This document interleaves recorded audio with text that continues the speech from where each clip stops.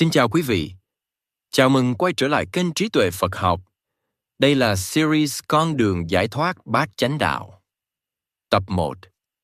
Khổ đau có lối thoát không?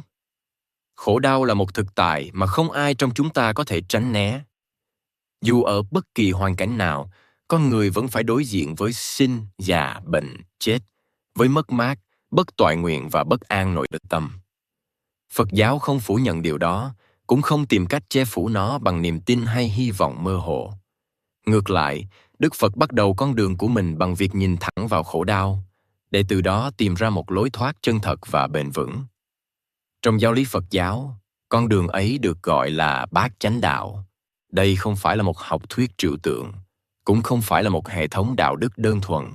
Bát chánh đạo là con đường thực hành toàn diện, bao trùm từ nhận thức, tư duy, lời nói, hành động, cách mưu sinh cho đến đời sống nội tâm sâu thẳm nhất. Mọi yếu tố trong con đường này đều liên kết chặt chẽ với nhau, cùng hướng đến một mục tiêu duy nhất, chấm dứt khổ đau. Series này được xây dựng nhằm đi từng bước một trên con đường ấy, không để tranh luận, không để suy đoán, mà để hiểu cho đúng tinh thần mà Đức Phật đã chỉ ra. Không phải để tin mà để thấy, không phải để tích lũy kiến thức, mà để soi chiếu lại chính đời sống của mình. Và để bắt đầu, trong tập đầu tiên, chúng ta sẽ đi vào nền tảng của toàn bộ giáo lý này. Bát chánh đạo là gì? Vì sao nó được xem là con đường trung đạo? Và vì sao chính con đường này giữ vai trò quyết định trong việc chấm dứt khổ đau theo lời dạy của Đức Phật? Có một câu hỏi tưởng chừng rất đơn giản, nhưng nếu trả lời không đúng, thì toàn bộ con đường tu tập phía sau sẽ rẽ sang hướng khác. Đó là câu hỏi, rốt cuộc, con đường nào dẫn đến chấm dứt khổ đau? Trong Phật giáo, Đức Phật không chỉ dừng lại ở việc nói rằng đời là khổ.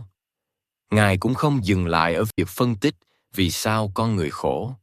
Và Ngài càng không dừng ở lời khẳng định rằng khổ đau có thể chấm dứt. Điều làm nên giá trị cốt lõi của Phật Pháp nằm ở chỗ này. Đức Phật đã chỉ ra một con đường cụ thể, có thể thực hành, có thể kiểm chứng, để đi đến chấm dứt khổ đau. Con đường đó được gọi là bát chánh đạo. Bát chánh đạo không phải là một khái niệm phụ trong Phật giáo. Nó chính là nội dung của chân lý thứ tư trong tủ diệu, để sự thật về con đường đưa đến sự chấm dứt khổ đau. Ba sự thật đầu tiên trong tủ diệu đệ giống như một cái tiến trình chẩn đoán, chỉ ra rằng khổ đau là có thật, tìm ra nguyên nhân của khổ đau và khẳng định rằng khổ đau có thể được chấm dứt. Nhưng nếu chỉ dừng lại ở đó, thì con người vẫn chưa thoát khổ. Điều quyết định nằm ở chân lý thứ tư, con đường phải đi như thế nào để đạt đến sự chấm dứt ấy. Và câu trả lời của Đức Phật chính là bát chánh đạo. Đức Phật gọi bát chánh đạo là trung đạo. Trung đạo ở đây không có nghĩa là chọn con đường ở giữa cho an toàn, cũng không phải là sự thỏa hiệp giữa hai thái cực. Trung đạo có nghĩa là tránh xa hai lối sống sai lạc mà chính Đức Phật đã trực tiếp trải nghiệm trong cuộc đời mình. Một cực đoan là buông tha theo dục lạc, tìm kiếm hạnh phúc trong sự thỏa mãn giác quan. Cực đoan còn lại là hành hạ thân xác, ép mình vào những khổ hạnh khắc nghiệt với niềm tin rằng đau đớn sẽ dẫn đến giải thoát. Cả hai con đường này đều không đưa đến trí tuệ, cũng không dẫn đến tự do nội tâm. Bát chánh đạo được gọi là trung đạo vì nó vượt lên trên cả hai cực đoan ấy, hướng con người đến sự tỉnh thức, quân bình và chuyển hóa tận gốc. Khi nghe đến cái tên bát chánh đạo, rất nhiều người hình dung đây là một con đường gồm 8 bước tuần tự. Làm xong bước thứ nhất rồi mới sang bước thứ hai, hoàn thành bước thứ hai rồi mới được đi tiếp. Đây là một cách hiểu chưa đầy đủ. Thực tế, bát chánh đạo không vận hành như một chiếc cầu thang. Các yếu tố của con đường này có thể phát triển theo một trật tự nhất định, nhưng không có yếu tố nào bị bỏ lại phía sau khi yếu tố khác xuất hiện.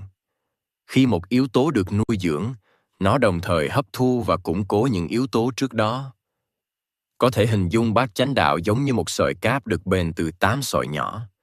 Mỗi sợi, nếu đứng riêng, đều không đủ mạnh, nhưng khi được bền lại với nhau, chúng tạo thành một sức chịu lực rất lớn. Chính sự vận hành đồng thời và hỗ trợ lẫn nhau của 8 yếu tố này mới làm nên sức mạnh thực sự của con đường. Một điểm rất quan trọng, nhưng thường bị bỏ qua, là bát chánh đạo không phải là mô hình thực hành phổ thông cho tất cả mọi người ngay từ đầu. Đức Phật mô tả bát chánh đạo là con đường đưa đến giải thoát, đến giác ngộ, đến tự do tối hậu. Điều đó có nghĩa là đây là đỉnh cao của con đường tu tập, chứ không phải điểm xuất phát. Với phần lớn con người, Đức Phật khuyên thực hành những phương pháp căn bản hơn để chuẩn bị tâm thức, đạo đức và nhận thức. Chỉ khi những nền tảng ấy đủ vững, con người mới có thể bước vào con đường bát chánh đạo một cách trọn vẹn và đúng hướng. Trong 8 yếu tố của bát chánh đạo, không phải yếu tố nào cũng giữ vai trò như nhau. Đức Phật gọi chánh kiến là yếu tố đi đầu, là người dẫn đường, là con mắt của toàn bộ con đường. Bởi vì nếu cái thấy ban đầu đã sai, thì dù nỗ lực đến đâu, con người vẫn đang đi sai hướng. Nếu không hiểu đúng về khổ đau, nguyên nhân của khổ đau và khả năng chấm dứt khổ đau, thì mọi sự tu tập rất dễ trở thành hình thức hoặc lạc lối. Chánh kiến chính là cái thấy đúng về thực tại, là nền móng để toàn bộ con đường được xây dựng. Và cũng chính vì vậy, trong tập tiếp theo của series này, chúng ta sẽ đi sâu vào chánh kiến yếu tố quan trọng nhất của bát chánh đạo. Bởi trước khi thay đổi hành vi, trước khi rèn luyện tâm ý, trước khi bước vào thiền định, con người cần phải thấy đúng. Khi cái thấy được đạt đúng chỗ, toàn bộ con đường phía sau mới thực sự mở ra.